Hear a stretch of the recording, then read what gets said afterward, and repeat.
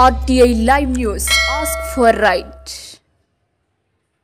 Welcome to RT live news. Komaram Bheem Asifabad జిల్లా కాగజ్నగర్కు చెందిన అంకుల తిరుపతిపై దాడి చేసిన ఖలీంను వెంటనే అరెస్ట్ చేయాలని డిమాండ్ చేస్తూ ఆసిఫాబాద్ కాగజ్నగర్ ప్రెస్ క్లబ్ల ఆధ్వర్యంలో శుక్రవారం కలెక్టరేట్ ముందు నల్ల బ్యాడ్జ్లతో జర్నలిస్టులు నిరసన చేపట్టారు.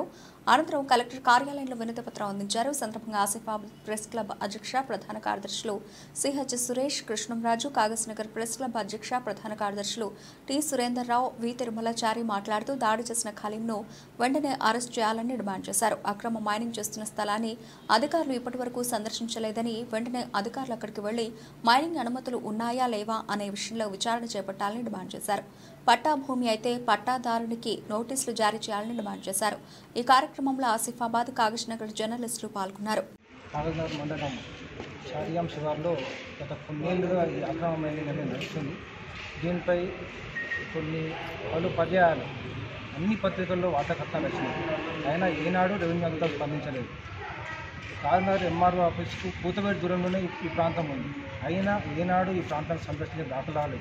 ఈ నెల 20వ తారీఖు నాడు ఆదాబాయిలో అంగళ తిరుపతి అక్రమ మైనింగ్ వార్తాశాఖలో అక్రమ మైనింగ్ దగ్గర ఉన్న మట్టి తవ్వకాలను ఫోటోలు తీయడానికి వెళ్తే అక్కడ ఉన్న మైనింగ్ నిర్వాహకులు విచక్షణారహితంగా దాడి చేసి, పైగా అతన్ని తీసుకొచ్చి దొంగలాగా నిజాయితీ పొందిన ఒక విలేకరిని పట్టుకొచ్చి పోషన్లు అప్పగించడం చాలా శోచనీయం.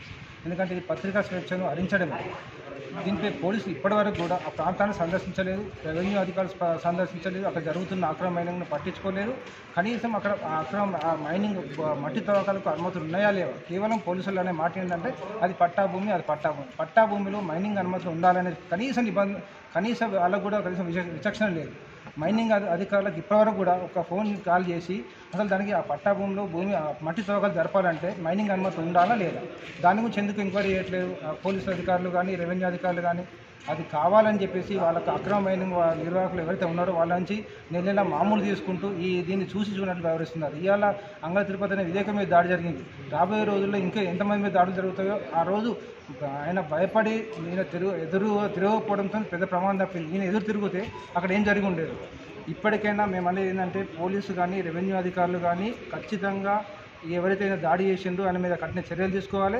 ఆయనే మళ్ళీ మీదకెళ్ళి తిరుపతి మీద కేసు పెట్టిండు. మేమనేది ఏంటంటే ఆయన పెట్టిన ఫిర్యాదు మీదకు ఈయన మీద ఏదైతే ఎఫ్ఐఆర్ నమోదు చేసిండ్రో ఆ పోలీసులు నిష్పక్షపాతంగా విచారణ జరిపితే ఈయన కేసును తప్పించి ఈయన ఏదైతే ఫిర్యాదు చేసిండో ఆ ఫిర్యాదు ఆధారంగా ఆయన కేసు నమోదు చేసి అరెస్ట్ చేయాలని మేము ప్రధాన డిమాండ్ చేస్తాం. ఇక ముందు కూడా రెవెన్యూ అధికారులు ఇటువంటి సంఘటనలు చూసినట్టు వ్యవహరిస్తే శాంతి భద్రత సమస్య రాబోయే రోజుల్లో ఇంకా ప్రమాదాలు జరుగుతాయి, ఇంకా ఇలాంటి దాడులు జరిగే అవకాశం ఉంటుంది. కాబట్టి ఖచ్చితంగా దీని మీద పోలీసు అధికారులు నిష్పక్షపాతంగా విచారణ జరిపి ఎవరైతే నిర్వాహకుడు ఉన్నాడో అతన్ని వెంటనే అరెస్ట్ చేయాలని మేము డిమాండ్ చేస్తున్నాం.